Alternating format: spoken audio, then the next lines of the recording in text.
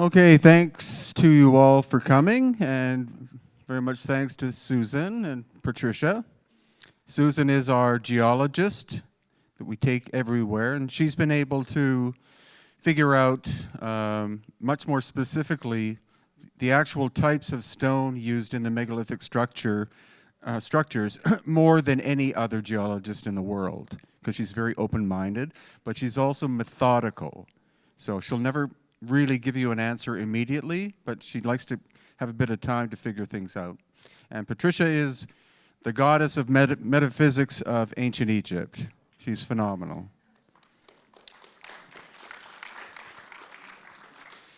So today's topic is kind of weird, in a good way, but David Childress and I both got fascinated by the phenomenon of cranial deformation that happened all over the world by cultures that didn't know each other.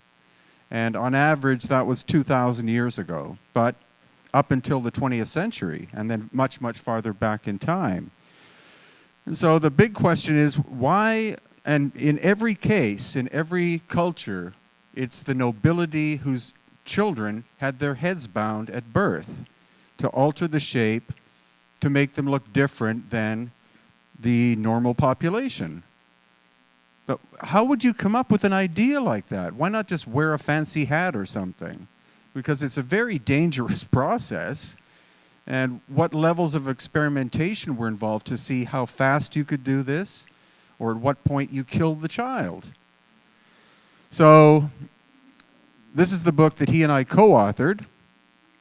And all of the academics I know of in the world that talk about this subject say 100% of the cases of elongated heads is the result of head binding. But what's this? That's a mummy bundle, and look at the size of the head. This was sent to me 5 days ago. And that, the same, 5 days ago. It's actually located in a city hall in the city of Andahuaylas in the highlands of Peru. And it was my friend Pablo Seminario who sent it to me because he has a fascination for this subject as well. So literally this is the latest. And you see the size of the head compared to the body. That's not simply head binding, because the head is much, much larger than what it should be. So obviously something else is going on. And then this one as well. Look at the size of the head, and look at you see the protrusion on the forehead there. And there is a coronal suture, which is the one that goes across the front, but the one that's supposed to go backwards, the sagittal suture, doesn't exist at all. And any physician who's looked at that has said, I don't understand what this is. You know, I didn't learn this in medical school. But the great thing was that yesterday, I had a neurosurgeon come by my book table, and he looked at that and he just went, that's weird. But then he said, okay, the reason why the suture isn't there is that the body is pre-programmed to have an elongated head. So if there was a suture there, then that couldn't happen. So the lack of the suture means that the skull can continue to grow upwards and then be programmed to turn off. So that's an insight as of yesterday. So again, it's an ongoing thing. There is no end to it. Like the announcement that Nassim and I did today. You know, that's hot off the press kind of thing.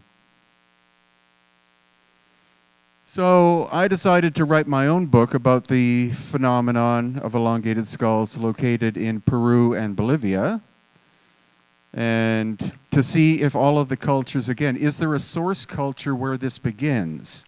And then are they all related to one another? And in the meantime, I also wrote a book about Akhenaten, because anytime I would talk about elongated skulls, people would automatically say Akhenaten had an elongated head. It's like, what's this based on? Because his mummy has never been found. But he's trying to tell a story about that. And then I decided to write this one specifically about the Paracas culture of the coast of Peru, because they had the largest elongated skulls of anybody in the world. And they lived from about, they suddenly appear on the coast of Peru around 500 BC, and then they disappear about 100 AD. And when you ask archaeologists, well, where did they come from? Most of them will say, from the highlands of Peru, from the culture of Chavin. And then the next question is, well, did the Chavin bind their skulls? No. So you're trying to tell me that these people moved from the highlands of Peru to the coast and then decided to bind their babies. That doesn't make sense. But the problem is, and actually the weird thing too is that no archaeologist I know of is actively studying this culture. I mean, it's one of the most bizarre and fascinating cultures in all of Peru, if not the world. I think they're honestly afraid of the subject. Because they had, you know, this group appears on the coast of Peru in desert, where the area gets half an inch of rain a year. And they developed the finest textiles in all of the Americas. They knew the potter's wheel, and they knew metallurgy. And it's like, where did this all come from? You know, there has to be a much more logical, larger understanding behind this. And beyond the Black Sea, because that's what we're going to get into when we get into the DNA results that we've been working on. So I have to dedicate this to my mentor. I spent almost every day for 6 years with him. And he was the world expert of the area, of pre-Columbian culture. Because there were 5 different cultures that lived on the coast. There was the Paracas, then the Nasca, then the Wari, then the Chincha, then the Inca. And so we would go out into the field and we would find artifacts in some cases. In other cases, we would find recently opened tombs of these ancient cultures by tomb robbers. And so Senior Juan would methodically take photographs and send them to the Ministry of Culture of Peru to tell them that, you know, tomb robbing was occurring. And he never got a response from them because he was an amateur. But here he is holding what you can see is a very large baby's head. And strange idea, but Senior Juan had 5 elongated skulls in his collection. And I got on the internet and started to support him. And then eventually people started donating money for us to collect more of these skulls, because literally people from the area would come to the museum with a skull in a bag and say, "Do you want to buy it?" And so we would pay on average, I think, $40 for one of these. And the main reasoning was to study them, but also to make sure that they didn't get out of the country, because it's illegal to ship these out of the country. But if they make it to Europe, they're worth $1,500. So in that way, we preserved the culture. So you can, it's not only the size of the skull, but look at the color of the hair. When we got it, it was wrapped up in textile. And for 2 years, I asked Senior Juan, can we open it up? And he said, no, this belongs to the culture of Peru, for the Ministry of Culture. And because he did this methodical recording of looted tombs and never got a response, he finally says, to hell with it, let's open it up. So we got a Peruvian archaeologist and a Peruvian forensic dentist to come and unwrapped it. And I thought it was going to have dark red hair, which is genetic to the Paracas, which shouldn't be there. Instead, it turns out to be strawberry blonde. And that is the hair color of that individual when they were alive. No Europeans or people of European ancestry were supposed to have landed on the coast of Peru until the conquistadors. So this is like 1,500 plus years before that. So obviously the migration pattern on the coast of Peru is much more complex than what we've been taught. Like everyone supposedly crossed the Bering Land Bridge and walked their way down to Tierra del Fuego. What about seafaring? Maybe? And so that's an exact cast. And the forensic dentist was able to figure out that the individual was about 20 months old and died 1,950 years ago. So this is the standard procedure of head binding from many different cultures. The two on the right are actually the way the Maya used to bind their baby skulls, because the Maya hierarchy did the same thing. And the one on the left is more of the, I think, the Flathead Indians of the west coast of the United States. And these are examples. There's a lady on the left from the Amazon basin in Peru, and you can see her little child on the right-hand side is still showing the marks of where the binding was done. It would, on average, take about 3 years to do this. And then in the middle is a lady from Vancouver Island in Canada. And then on the right, a literal Flathead Indian, which were people who lived in Washington, Oregon, and I think Idaho. Again, solely the noble class of people. And these, again, are the different techniques that were employed in order to perform. This is the theory, at least in Peru. If you go to Cusco, where there are elongated skulls, these are the different types of binding that they believed took place. And the strange one is the one on the left, where it's almost like a heart shape. I have no idea how that was done. And again, this kind of binding process. But when we get to the Paracas culture, and that's an example of one on the left-hand side, the volume of the skull is larger than normal. And you can't, no matter what you do, you can't force the skull to increase its volume. It's pre-programmed to close. And so obviously that's some kind of anomaly that we're starting to see. And again, head binding has been found in many parts of the world.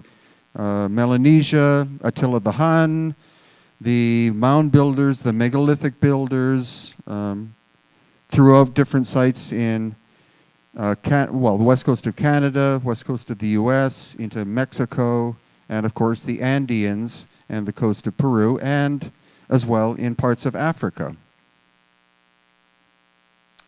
So in terms of Akhenaten, we know very well his bloodline. So he was born Amenhotep III, or fourth. His father was Amenhotep III.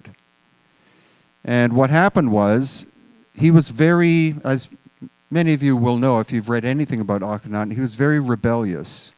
And he was immersed, because he was nobility, he was immersed in the secret schools of ancient Egypt. So he was given access to the entire history of Egypt, which goes much farther back than dynastic times. And so he decided, because his father, by the time his father was ruler, he was more or less a puppet of the nobility. What was called the Amen priesthood had taken the entire society over, and he had no real job. You know, he would say, well, I want to make a pronouncement. It's like, no, don't worry, we'll do it for you. Just, have fun, you're the king. And so Akhenaten, when he saw this happening to his father, he decided when he became the ruler that he was going to change things.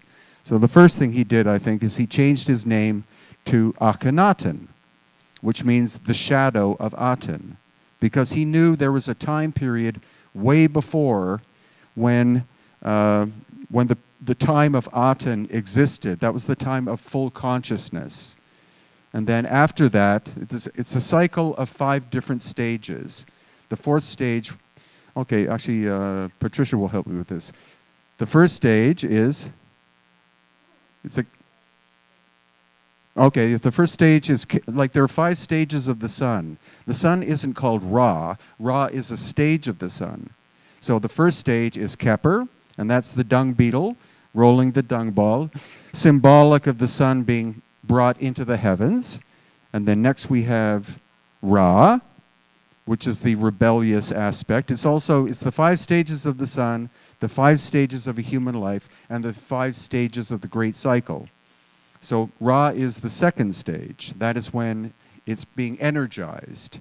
Then we have Un, which is the 3rd stage. Then the 4th stage is Aten, which is complete fulfillment. And this relates to levels of consciousness too. And then finally you have Amen, which is dusk and darkness. And that's symbolic in a lot of different ways. So the priesthood of Amen were the ones that ran the entire society. And Amen, from which we get Amen, is not thy will be done. It's let it remain hidden. So that's why you had to go to the priest in order to have an afterlife or have anything. They had total control. So he said, no, I'm taking us back to complete consciousness, Aten. So I am Akhenaten, I am the shadow. And of course, that's the way he's portrayed. Whether he looked that way, we don't know. But supposedly, when his sculptors wanted to represent him, he said, depict me as I am, compared to Ramses II, who said, make me look really big and strong and tough. So some people think he looks like a hermaphrodite. But whether he looked that way or not, we just don't know. But he may have suffered from what's called Marfan's syndrome, which is a disease which kind of contorts the way the skeleton and body develop. And that's the symbol of Aten. And Aten, he wasn't, a lot of people will say that he was the one that invented monotheism. He simply brought the concept back from the time of Aten. And the sun was not the god. The sun was the symbol of what the god represents, which is energy. Same thing with the Inca. The Inca didn't worship the sun. They knew the sun was a symbol of the creator. So it's quite a different meaning. And of course, the Amen priesthood left him alone for a while, but then they decided to basically wipe him off the map. They tried to erase the entire history of his existence. So defacing, being removed from king's lists, stuff like that. And he also moved his capital city from Thebes to a place called Amarna, or Akhenaten. And again, most archaeologists think that he found a virgin piece of territory to do this, but there was a logic behind it. We've been there to Akhenaten, and it's a megalithic site. So again, symbolically, he was bringing the culture back to the time of power, to the time of those who knew how to do incredible things. And that's what the city more or less looked like.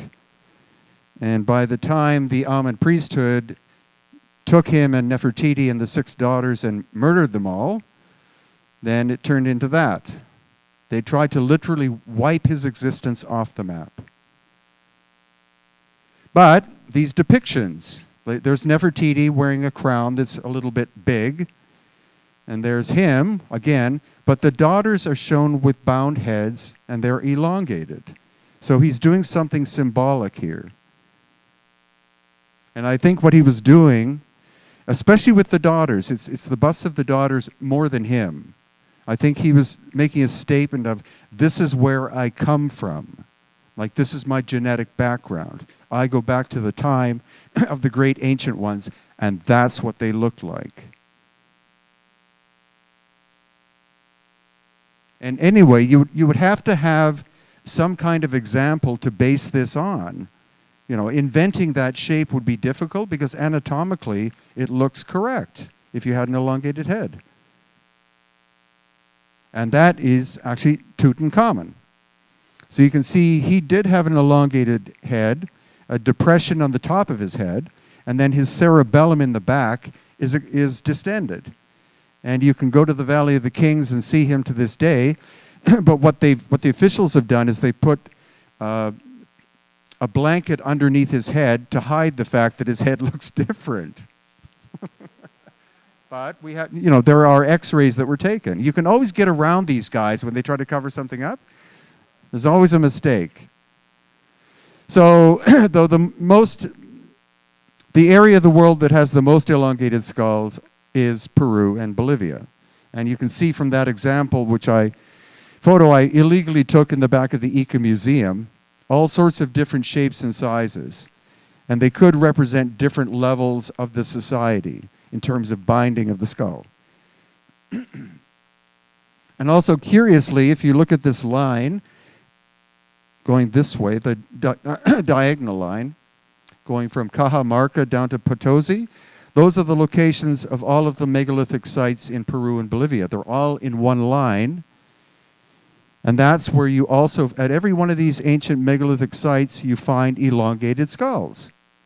The other exception is over on the west coast here, Paracas and Cochabamba.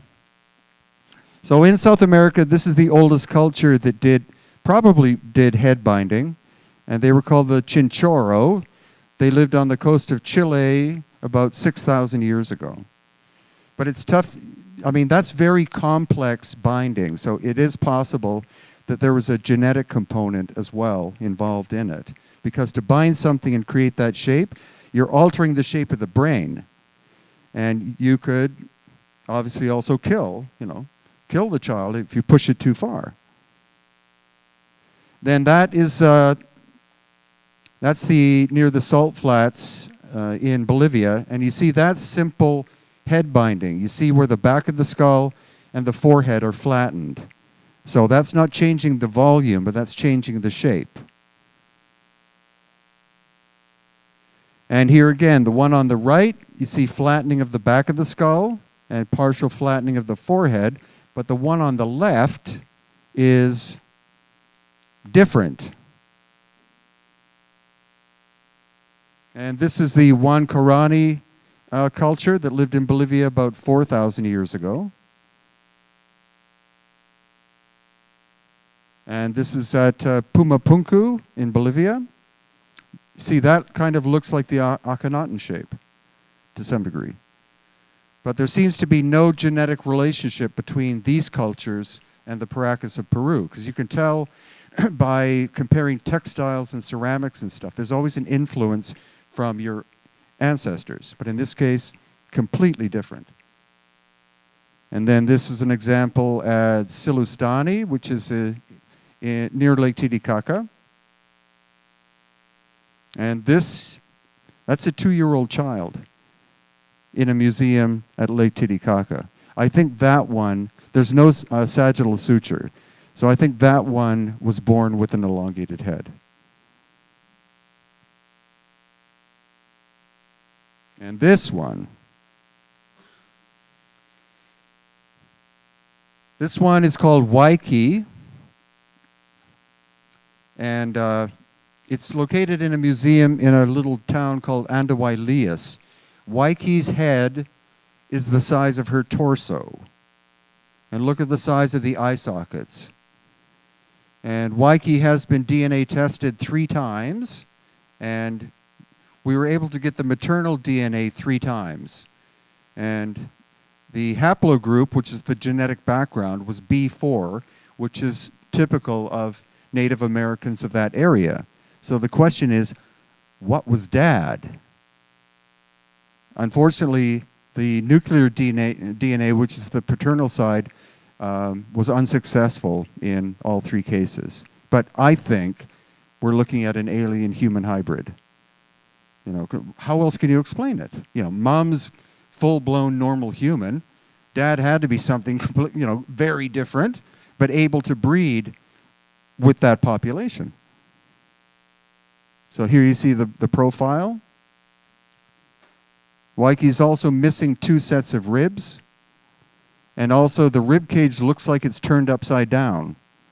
And I had an anatomist come with me and see it, and he said, what the hell is this?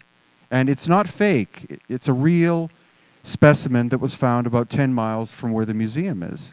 And in Peru, nobody bothers trying to fake stuff. There's so much weird stuff in Peru anyway that, it's like, oh, you want to buy a skull? You want to buy a 2,000-year-old skull for $40? It's like, okay. So that's one of the reasons I love living there. It's just, you can get away with anything.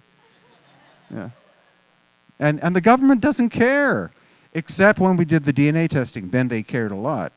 But if you do anything official, it's like in Egypt. It's a nightmare. It's like, oh no, 10 more papers, has to go to 6 more desks, and then come back to me, and I've got my red stamp to put on it.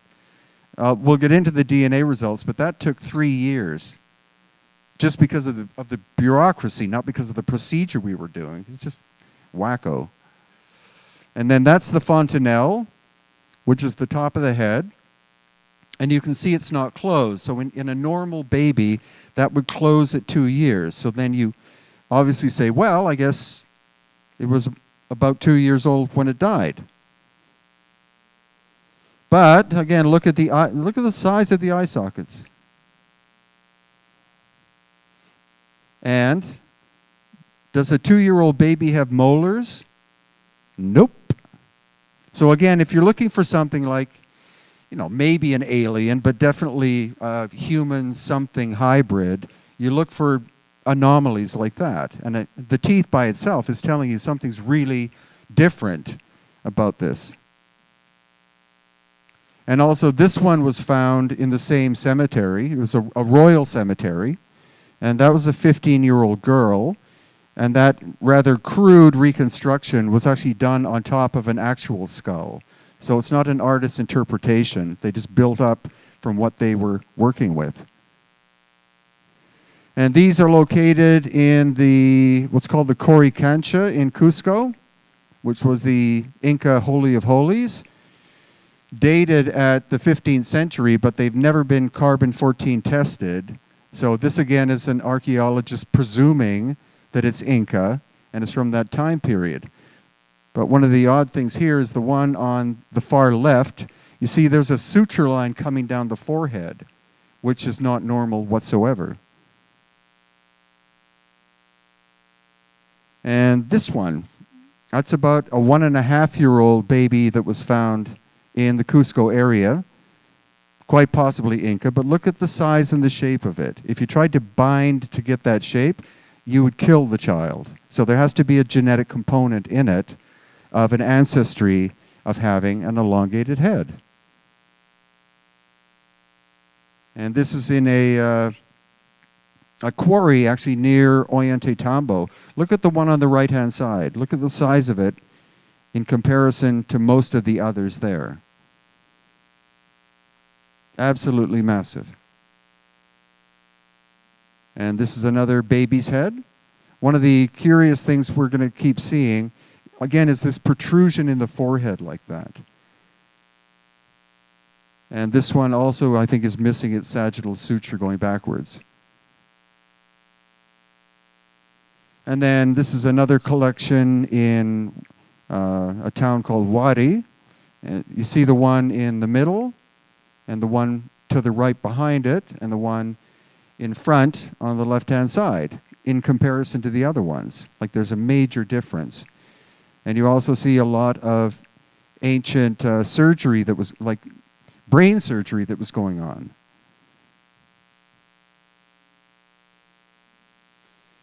And now we're into the Paracas culture. These were on display in a little museum in the highlands of Peru. And I took these photos.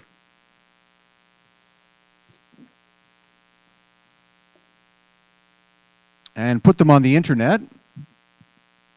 And they went completely viral. And then we went back there a couple of years later and they were taken off display.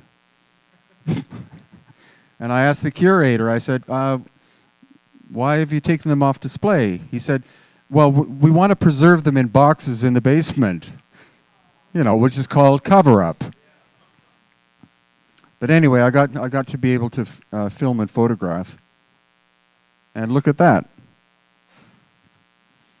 See, again, the head is almost the size of the torso. And I asked him what culture it was, and based on the textile style, he said Paracas. So that means the Paracas weren't simply on the coast of Peru, they were all the way up into the highlands as well. And that's a close-up of the head. That's not simple cranial head binding or deforming. It's a very complex shaping. So I think that person was born with an elongated head. And these are the most classic ones. These are in the Ica Museum in Peru. And they've been called Nephilim and Anunnaki and God knows what. But they were found in there's only one specific area of one cemetery in the world where these are found. And that's half an hour's drive from my house. So you see just the sheer volume of them. And you see the word Chongos on the forehead. That's the name of the cemetery. So I went to the archaeologists and I said, have you done any excavations at Chongos? And they said, no, we haven't. Why wouldn't you want to? And the backstory is even better because I said, well, if you haven't done excavations, how did you get these skulls? And he said, well, this tomb robber came in and sold them to us. And then I said, oh, okay, well, did you hire him to take him to the exact location where they were found? And he said, no, he refused to do that. But if I wanted more, they could dig more up for them. So none of the archaeologists in Peru know where these are, but I do. Because I hired the tomb robber, and he took me. It's about a 20-acre area. That's it. There's no other place. So this is part of the collection that we have collected here. Almost all of them are examples of cranial deformation. And this is where Paracas is located, south of where you see it says Pisco. So it's the largest natural bay on the coast of Peru. Again, as I said, half an inch of rain a year. But these people were masters of agriculture. What they would do is they knew the water table was about 3 feet under the sand.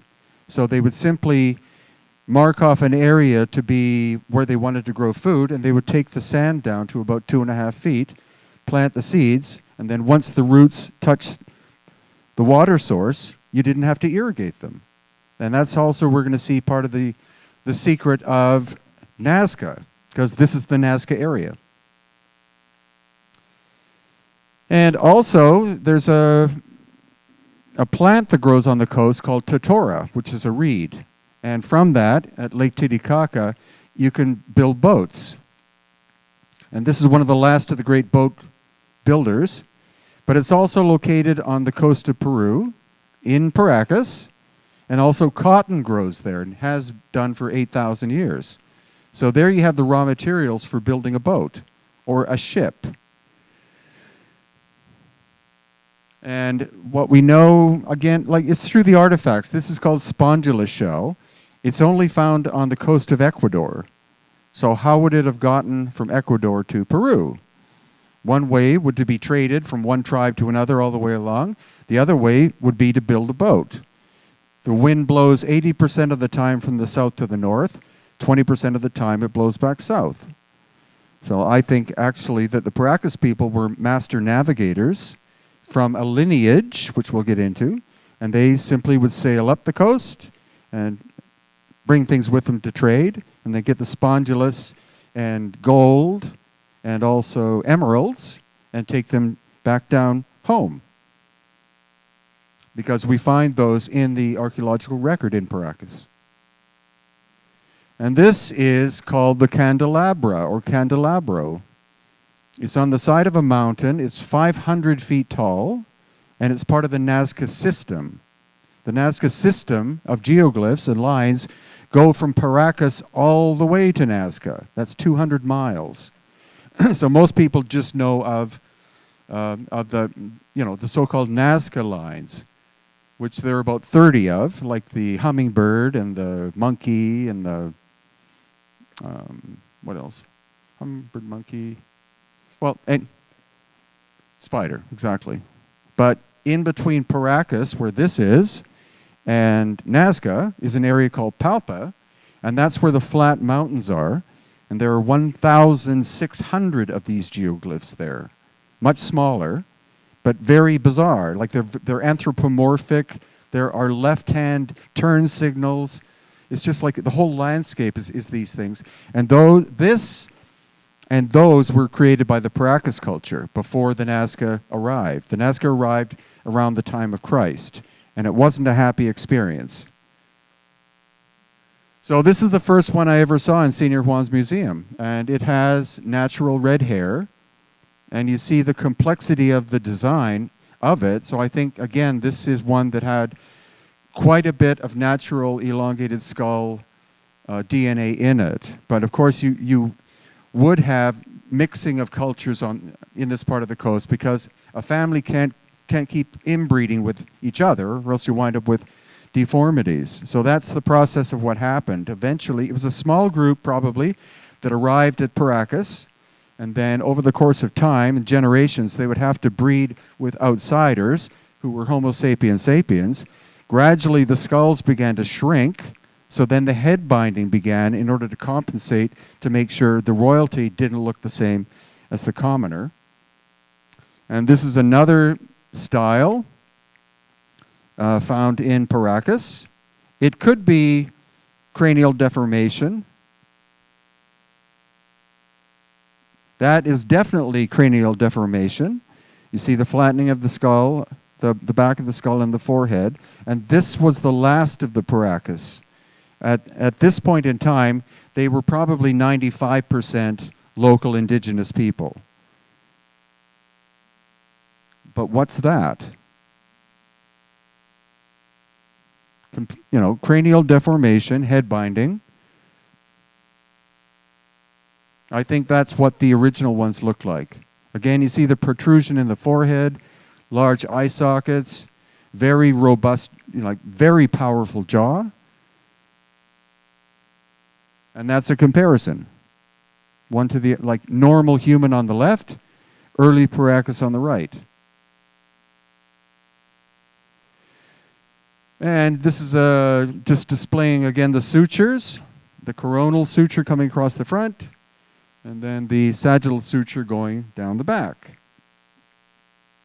And that's an elongated skull. There is no sagittal suture.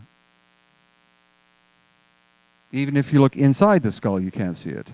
And ossification can happen over the course of time. Like this was a relatively older person, because you see the suture is starting to fill itself in with more calcium carbonate. But the one going backwards, it's simply not there. Also, we have what are called foramen, which are holes in our skulls. That's where nerve and blood flow come out, like to feed the face, because your spine is where the blood flow comes up. And so we have those in our mandible. You see where it says mental foramen. And the Paracas elongated skulls have them in the back. And probably the reason for that is because of the elongated skull. In order to properly feed in terms of blood flow, they had to have those foramen and special nerves coming through in order to feed that area. So that's a genetic feature, which disappears again once the normal human input exceeds that of the Paracas, then those disappear. And also this protrusion under here, which is where major muscles attach, is quite a bit bigger, because again you have that much larger skull that you're trying to hold up. And also this is called the foramen magnum. That's where your spinal column enters the bottom of your skull. So you see it's right in the balance point, which makes sense in terms of evolutionary development. But with the Paracas, they're an inch or more backwards or back. And that can't be the result of head binding. That has to be a genetic characteristic. So now we're starting to stray away from these being originally Homo sapiens sapiens, because that is not in anyone you know. And so this is the last of the cemeteries of the Paracas people.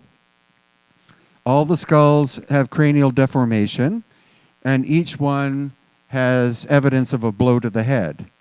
So this was a killing field. And what happened was, getting more and more proof of this, was the Nasca people were people who lived a little bit farther north in a much more arid area. And climate change began to happen on the coast of Peru starting about 2,000 years ago. It started to get slowly drier and drier, and these people were forced out of their homeland.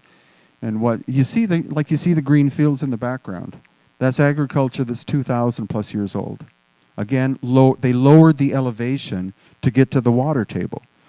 So the Nasca took over, and they slaughtered the nobility of the Paracas, which happens, lots of places, like the Romanov family in Russia. It's like, we're not going to put you in jail, we're just eradicate you. And then the Nasca take over the area. And the mystery of the Nasca disappearing about 500 AD is not because the spaceships came down and picked them up, it's because they didn't know how to farm very well. And as the area became more and more desert-like, they had to evacuate and go to the highlands of Peru, where there's lots of water. But some of the Paracas were able to escape. They weren't all in one area, and they became the root base of the Inca people, because the Inca performed cranial deformation of their children as well, until the Spanish government twice forced them to stop. So that's the famous astronaut. And the astronaut is actually three-dimensional. So that was created by the Paracas people. All of the enigmatic ones were done by the Paracas. The things like the spider's kind of obvious, but that one was made by the Paracas, and that is in Nasca. So that means the Paracas were all the way down into Nasca. So they must have developed a pretty big population over the course of time. And then this is in the Palpa area, and you see how playful the designs are. And again, they're three-dimensional. They're not just a scoop in the ground like the Nasca ones. These are much more complicated. And they had a ceremonial city called Cahuachi. And it's one of the largest ceremonial adobe cities in the world, which I'm sure most of you haven't heard of, but if you go to Nasca, you can visit it. This is one of 30 massive adobe temples they built.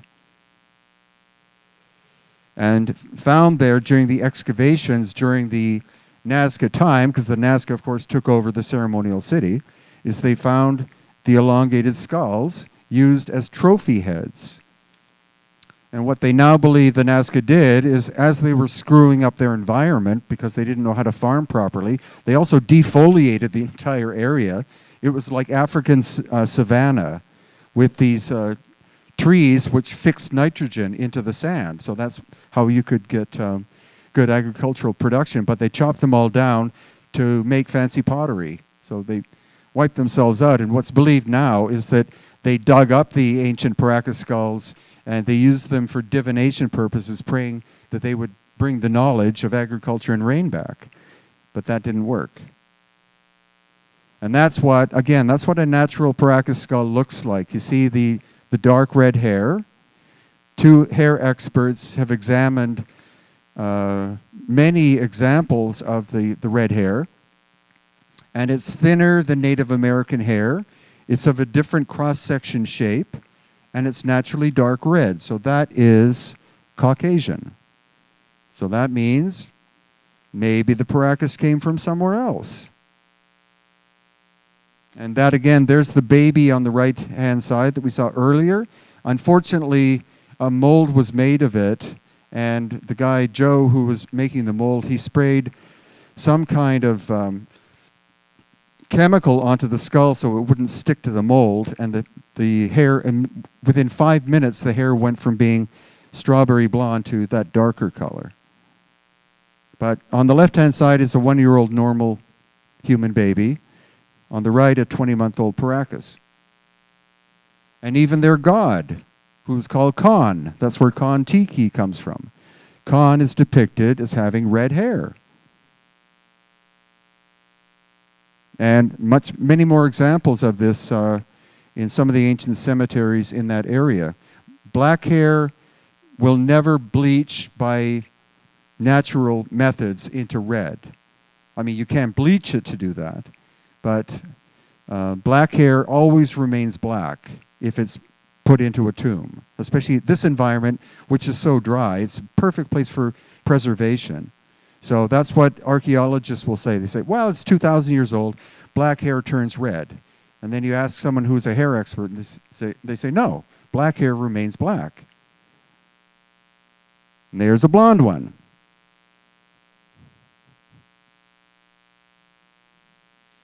So in terms of standard academia, there were basically 4 maternal bloodlines that wound up populating South America, say around 12,000 years ago, or more or less. That's being debated, but more or less you had A, B, C, and D, and B is the dominant one in Peru and Bolivia.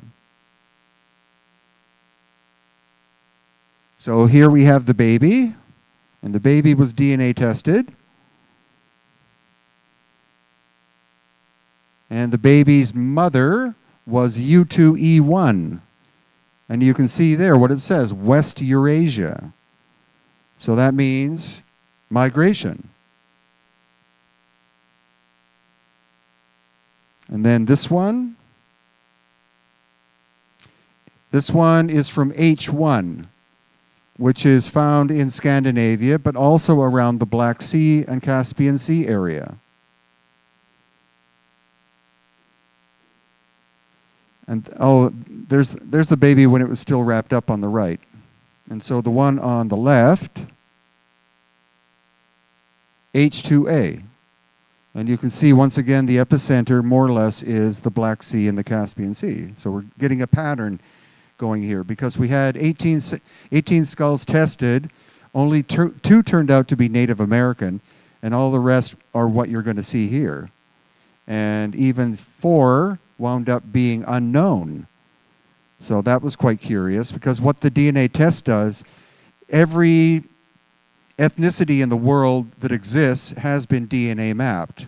And that's what the program does. It simply takes the DNA that it's looking at and compares it to all the others and says, it's part this, it's part that, it's predominantly this. But in 2 or 3 cases, it said, I don't know what it is. So that suggests something exotic is going on. And then here you see, after we finally have done 22 skulls testing, the majority are, actually the 2 latest ones that we did are haplogroup R, which you can see is around the Black Sea and Caspian Sea, and also K, and U shoots off from the root of R, and J does as well. So those are the predominant ones that we've been finding. And so, I mean, it may sound like a stretch that these people migrated, but we have to entertain the idea because that's where the genetics seems to be coming from. So here you have the Black Sea area, and if you were, say you were under attack from someone who was trying to take over your land, how would you escape? The easiest way to do that is by sea, obviously, rather than running. So is it possible that they could have left the Black Sea? And if we look at the pattern there, and you see where the Bosporus Strait is, that could be an exit point into the Mediterranean. And then from the Black Sea, which is the top right, into the Mediterranean, if you follow, again, the predominant currents, that takes you on the bottom right, very close to the Red Sea and the Persian Gulf. And then from there, if you're able to get into the Red Sea, then during summertime, the currents will push you out of the Red Sea. In the wintertime, push you back in, or back and forth. And then if you're able to leave the Red Sea, then the counter-equatorial current will start to pull you eastward. And then from there, the equatorial countercurrent would take you off the coast of Ecuador. And if you're able to do that, then you wait until the 20% of the time that the wind blows south, and that takes you to Paracas, Paracas Bay. So, if we look at the Black Sea, these are examples of elongated skulls that have been found there. And they're more or less contemporary with or a little bit older than the Paracas. So there could be, again, this could be further evidence. And these are the other largest elongated skulls in the world. One's in the Black Sea area, one's on the coast of Peru. And you see the one on the right, again, has that strange anomalous suture line coming down the forehead, which actually shows up in Peru. And this is a recent finding. This is a 2-year-old baby that was somewhere around 2,000 years old. And again, you can see that the skull is almost the size of the torso, so like what we were seeing in Peru. And these are other skulls that were found in the area of the Black Sea.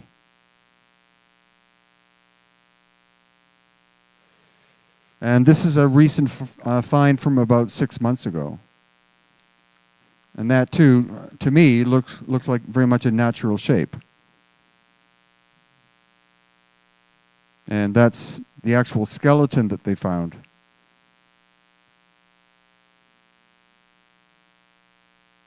And more. And also actually into Bulgaria as well.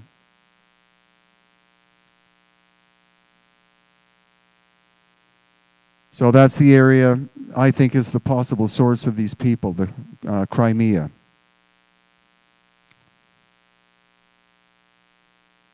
And as I said, into Romania and Bulgaria, etc. So there may have been migration into other areas as well, and then interbreeding with normal people over the course of generations results in the natural features disappearing.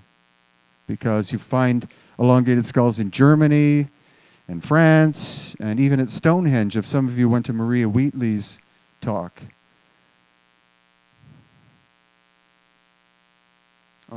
And this is also where cranial deformation and elongated skulls have been found throughout Europe. And the most concentrated area is, you can see, right in between the Black Sea and the Caspian Sea.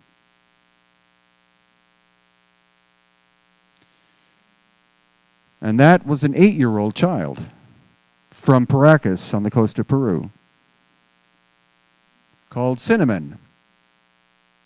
And I think she's dated at 2,300 years old. This is the one that was featured on Ancient Aliens. And her DNA was tested, and it was K, which again takes you back to the Eurasia. So again, this is the standard idea of how cranial head binding was done, the flattening.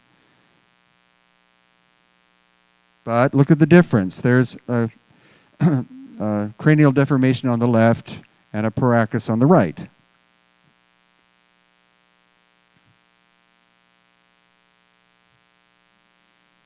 So the question is, what is the, again, this is a very long process we're working on, and it's going and going. It'll keep going. So we're collecting more data as we go, but whether they were, a subspecies, they probably were a subspecies that got wiped out. So they were probably Homo sapiens Paracas, because if you're a subspecies, it means you can interbreed with another subspecies. But a species can't breed with another species. There's too much genetic difference. But if they turn out to be Homo sapiens Paracas, then that's what they were. And so Neanderthal.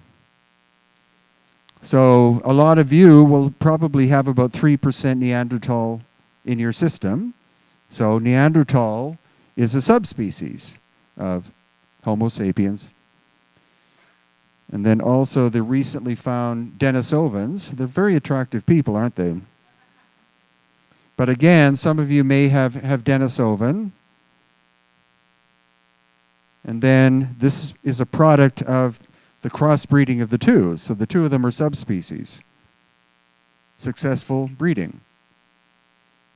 And then Homo florensis, who lived on islands in Indonesia, they probably were an actual separate species.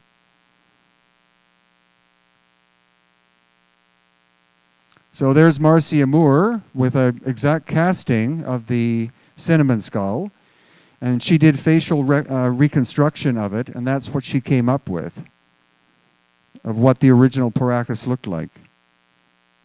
So to me, they don't necessarily look Native American. They look something kind of different than that.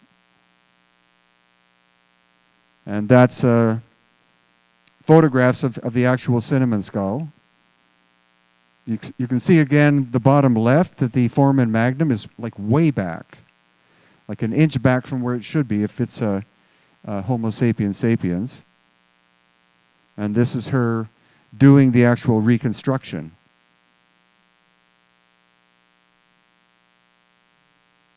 So there's what she thinks the ancient Paracas originally looked like.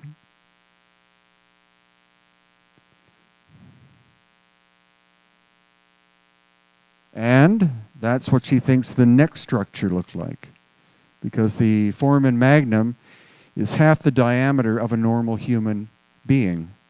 And so she thinks the whole skeletal system is different from Homo sapiens sapiens, and that the necks were much longer. So, you know, now the look we're looking at is starting to me to look like a hybrid of some kind, like with very exotic input. And that's just another example. Unfortunately, we haven't been able to study a full mummy yet because they're all in museums, and because I don't have a PhD in archaeology, I'm not allowed access. But since I live in the area, you never know when things show up from people who have private collections that let you examine things like this. Also, the blood type. This was sent to me by a writer called Will Hart, and this was a study done in the 1970s. So for the Paracas, 14 samples were taken, and then the Nasca 5 samples, and the Inca 13 samples, and they were taken from blood off of ancient textiles.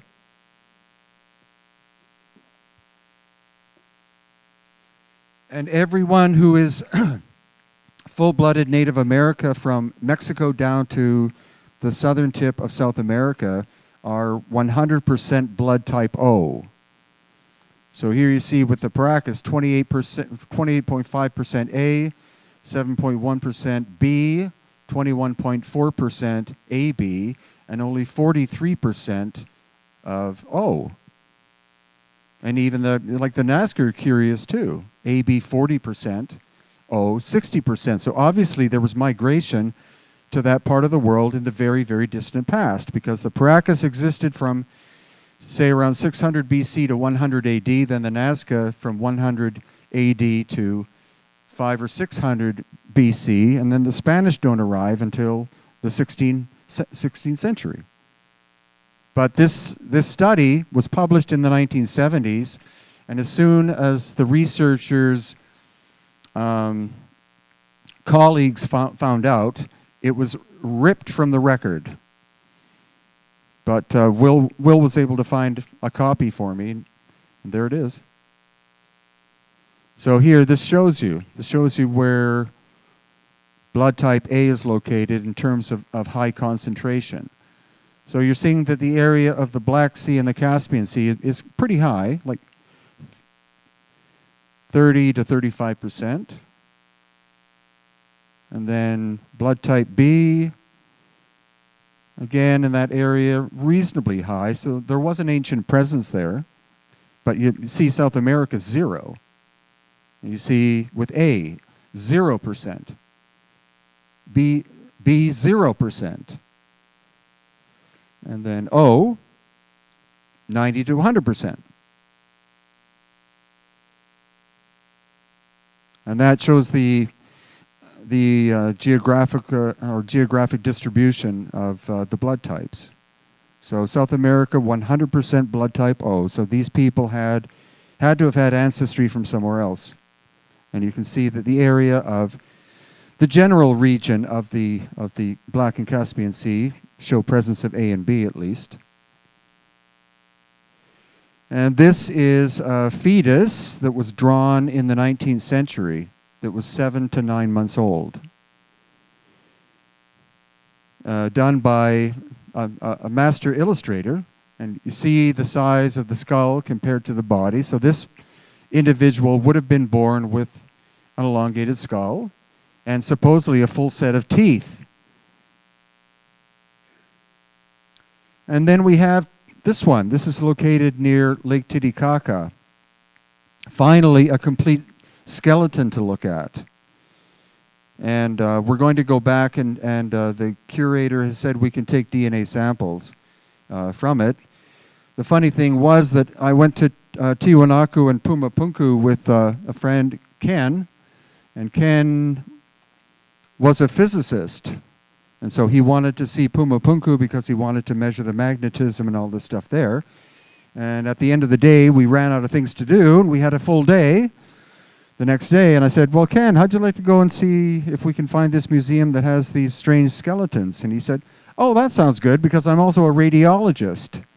So a radiologist is a master at analyzing disease and bone structure and stuff like that. And so he looked at it for about 20 minutes, and then he said, well, it's not human. And I said, well, what do you mean it's not human? He said, well, it can't be Homo sapiens sapiens. There's too many differences. And then my wife was poking me in the back and kept saying, look at the baby. And I said, no, like this is the first skeleton, full skeleton I'd ever seen. And again, look at the size of the skull. So finally I turned to my left and saw that.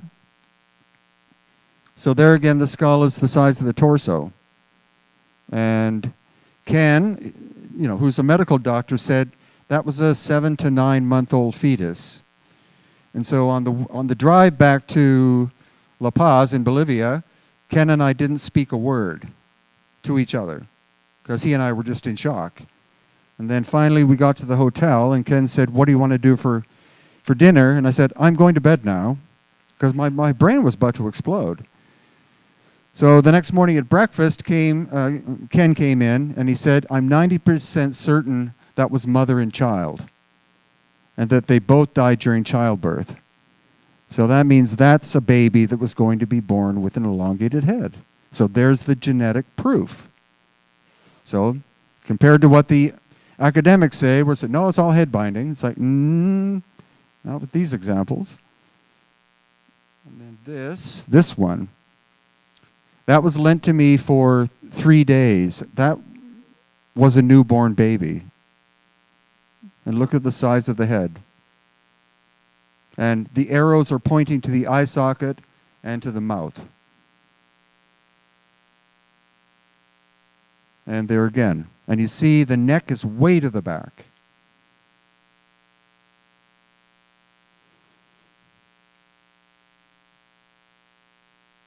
How do I play a video, please?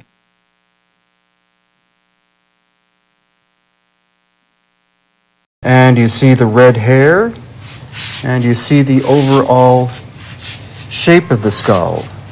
Now, is this the result of cranial deformation or head binding? Because if it was only newborn, or possibly 3 months old, then that would not be enough time to do head boarding, which normally takes between 6 months and 3 years.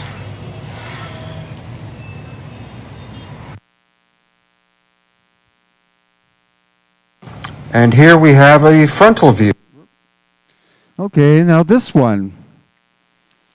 This I finally found after a couple of years. It's located in the San Marcos University Museum in Lima. And you can see that's a full head, neck, and torso, and arms. And again, I asked the curator, and that's the Paracas culture. So you see how huge the head is. That's a close-up. So completely mummified. There's a banker in Spain. Maybe they live to this day.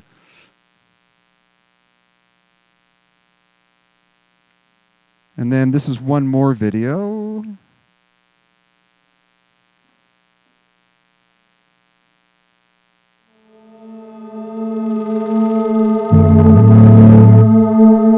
Hi,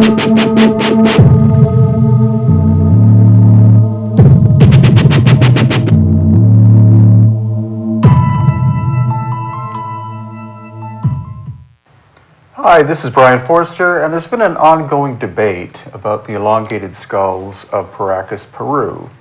And we're going to see some profound differences here between these two. Now, this one on the left is a Paracas elongated skull, but it looks quite, or actually very similar to a normal human skull.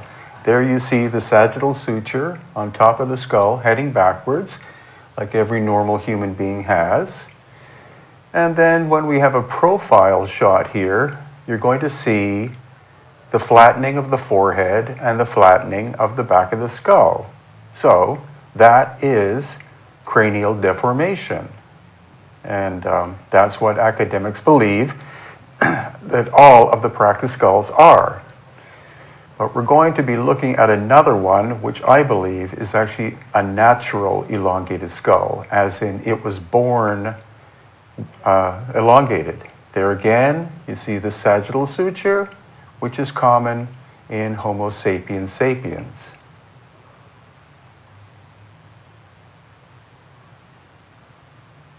And once again, you can see the shape is different than a typical Homo sapiens sapiens skull, but the volume is more or less the same. So this is a noble person of the Paracas culture with cranial deformation. And now we're looking at this one. You can already see that the skull is larger than the one on the left, and there is absolutely no sign of the sagittal suture whatsoever. This is something that more than 30 physicians who have looked at the Paracas skulls in person can't explain. There has to be a sagittal suture, but it's not there. And as we go in close, or here you also see this protrusion on the forehead. And moving in closer, you see the coronal suture there going across the forehead. But there is absolutely no sign whatsoever of any sagittal suture. And as we look on the back side, you see these small bones, which are not typical of human beings. They are a characteristic of the Inca culture of Peru, but they're also found in the Paracas. Again, no sign whatsoever of the sagittal suture. So here we're going to do another comparison. Again, look at the different shape and size of these two skulls. We do know that they're both from the Paracas culture. They are between 2,000 and 3,000 years old. It's likely that the one on the left is more recent, as in 2,000 years old, and was an elongated skull that bred generation after generation with common-looking people, and hence the need to do the cranial deformation. But it's likely that the larger one that you're looking at on the left here is a natural elongated skull, someone who was born that way. And this will probably horrify some of you, but it is a scientific investigation. And this is a mummified elongated skull of Paracas, Peru. Notice the reddish and even blonde hair. We know now from two hair experts that this is more Caucasian looking hair than it is Native American. Notice that it's thin and it's wavy and it's reddish and even blondish. Now this is not the result of age or dyeing or coloring of any way, shape, or form. This person was born with that hair color, which also probably means that they had lightish skin and also possibly green or blue eyes.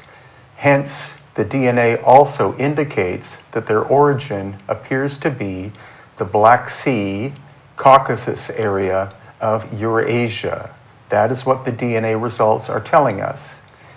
And samples from this skull are already at 3 different DNA laboratories, and we are hoping to get the results sometime in February or March of 2019. this skull is from a private museum, not from a national collection.